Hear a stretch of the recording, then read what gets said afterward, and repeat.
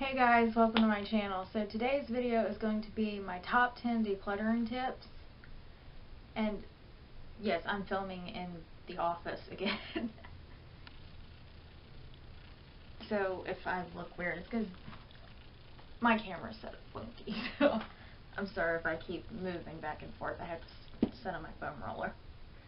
Okay, so I have my notebook with my 10 tips because that way I don't get lost.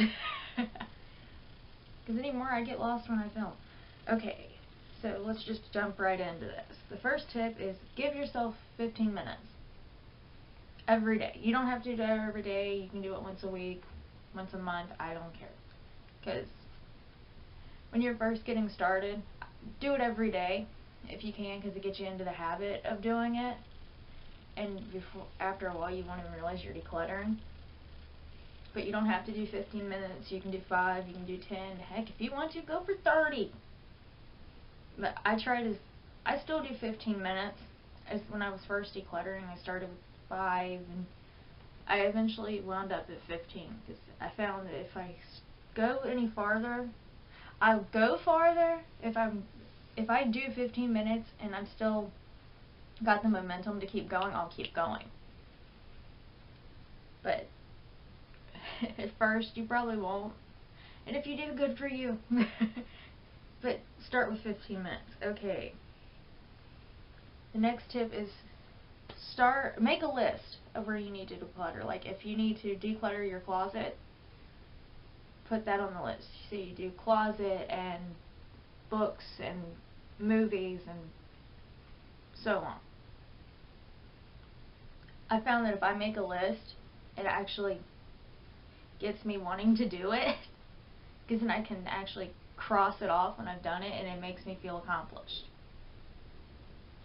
3, fill a trash bag. Go around, take a trash bag, go around your house, pick up anything you can that you do not need. And a lot of this will be trash when you first start. Heck, a lot of the stuff I still pick up as trash when I do this. But you'll fill that trash bag pretty quick, and sometimes you will find stuff that you can donate, or you can sell, or you can repurpose, or something. Okay, 4, do one category a day. So this is actually from Marie Kondo, I believe. Don't get me started on that whole method. I don't believe in that whole method. But I do agree with one category a day. Like, let's say you do your, like I said, you made your list, you have to do your closet. So one day do shirts, the next day do pants, do dresses, and so on and so forth. Okay, 5, make it fun. Blast your music, listen to an audiobook. I don't do audiobooks. It doesn't get me motivated. I have to listen to music, because then I can dance around and sing and act. Yeah, I can dance around and act stupid and funny, but at the same time I'm getting stuff done. And actually, if you make it fun, you can actually get your kids involved too when you make it fun. They don't have to be that big to actually do this. Okay, 6. Ask yourself questions. Like, would I buy this again? If I saw this on sale, would I buy it for this price? If I went into a store and it was $100, would you spend $100 on it today? And most of the time, the answer is going to be no. Kind of like the next question I have is, would I want to be seen out in this? And the answer is no. I lived in yoga pants and sweatshirts, baggy sweatshirts, when I was in high school. And yeah, I wish I hadn't done that, looking back now. But I can't go back and change it, and I would not go back to high school. You could not pay me enough. But last year, I decluttered a lot of sweatshirts and yoga pants that I had had since high school, simply by asking myself, if I went out in public, would I want somebody I know to see me in this? And most of the time the answer was no. If you ask yourself those questions, and there are more questions, I can link some sources for more questions in the description box. Okay, and 7 is 4-box method. You'll have 4 boxes. You can do bags, you can do totes, you can do whatever you want. And you'll have 1 trash, donate, keep, and relocate. And those 4 boxes, and what I do is I set them up in my room or in the living room or wherever you're trying to declutter, and you leave them there. You go through that room. It can take a day, it can take a week, it can take a month, depending on what you have in this room. But you go through every single object in that room. And then at the end of it, you'll have 4 filled boxes, and at that point you can do what you want with the boxes. So trash, of course, is trash. Donate, you donate it. If you're going to keep it, you keep it, but you put it where it needs to be. Like if it belongs in the living room, then you keep it in the living room.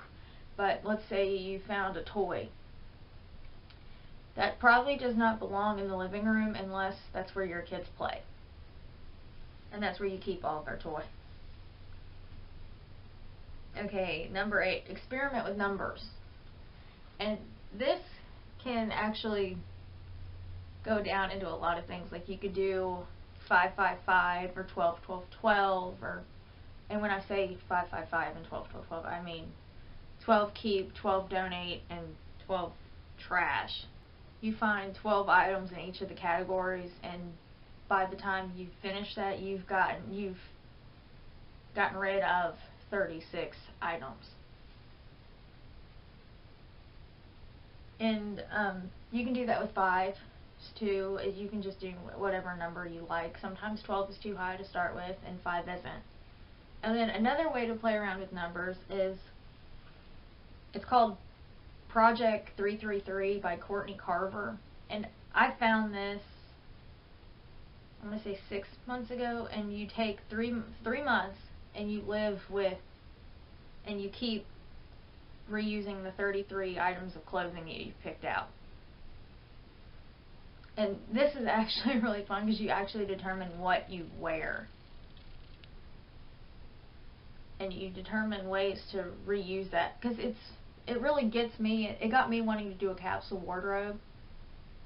And then when I was going through my closet, I realized I can't do a capsule wardrobe. I like clothes too much.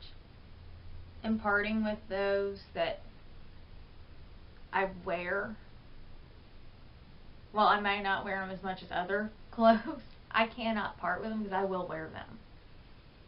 Like, I have a pair of skinny jeans, but I work and I go to school and I work out.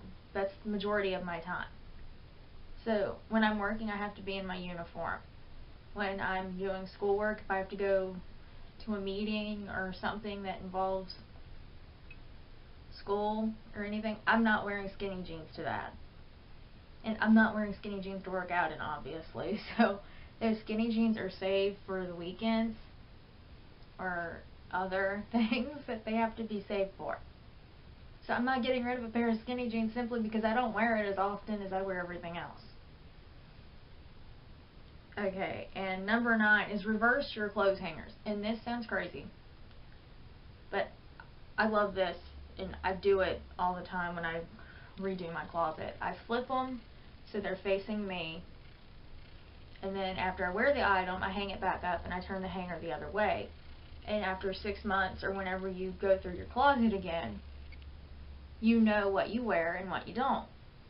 And I usually go through my closet every 6 months, just because where I live, spring and summer are basically the same thing, and fall and winter are basically the same thing, with a few overlaps in summer and fall depending on the weather. Like today, I'm wearing a fleece sweater and a pair of leggings because it's the first time that we've actually hit freezing.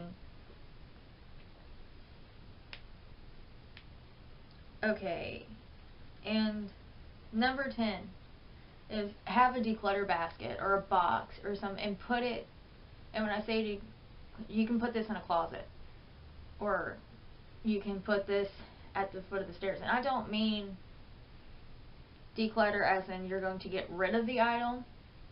I mean you're going to like, okay, let's say you have a kid and they're playing in the living room, but the toy belongs in the playroom or their bedroom or wherever you keep their toys.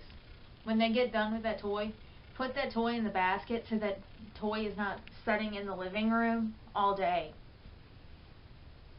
And you don't have to relocate that toy immediately after they get done playing with it. Just put it in the basket, and when you get time, take that basket with all the stuff that you've placed in it over the day and put it back. Like, I have a basket in the kitchen for mail and whatever else.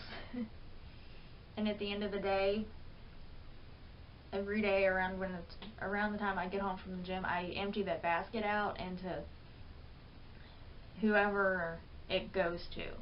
Like, if I have an item that somehow ended up, like, my brother's in college, so he's not living with us most of the time, but somehow his stuff will still end up out of his bedroom and in the living room.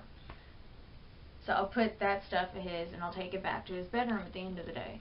And the same thing with, if it belongs on the desk, belongs in the office, I'll bring it back to the office. And again, So most of these are pretty self-explanatory. You've probably heard them before, and that was the whole point of this. Make them simple. Some of them you might practice, some of them you might not, and you can implement any or all of these. So that concludes this video. So thank you for watching. Please subscribe, and I'll see you in my next video. Bye.